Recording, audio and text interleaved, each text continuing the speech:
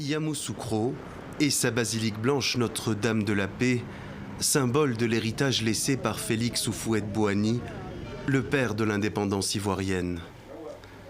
Aux abords de l'édifice, un paysage moins glorieux. Dans ce quartier de la capitale politique et administrative, les habitants vivent dans la pauvreté, livrés à eux-mêmes. Ceux qui habitent ici, c'est les gens qui ont travaillé pour le président Houphouët-Boigny. D'autres sont décédés, d'autres aussi vivent encore, mais on est délaissés par la population, par l'État même.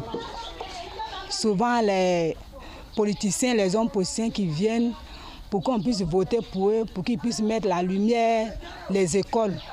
Mais une fois que les votes là finissent, ils oublient nos quartiers. Félix Houphouët-Boigny voulait faire de son village natal une capitale moderne, futuriste, symbole du rayonnement de la Côte d'Ivoire dans le monde. Yamoussoukro a profité du miracle économique des années 80 avant de sombrer dans l'oubli. Ce bastion de l'ethnie baoulé souffre aujourd'hui du vieillissement de ses infrastructures. J'ai vu cette ville-là évoluer jusqu'à devenir capitale politique et administrative de la Côte d'Ivoire. Mais une ville sans industrie ne peut pas connaître un essor économique fulgurant. Yamoussoukro était abandonné à un moment donné. Aujourd'hui, ce que nous souhaitons, que le transfèrement de la capitale soit vraiment accéléré et soit effectif. Cela va booster l'économie au niveau de Yamoussoukro.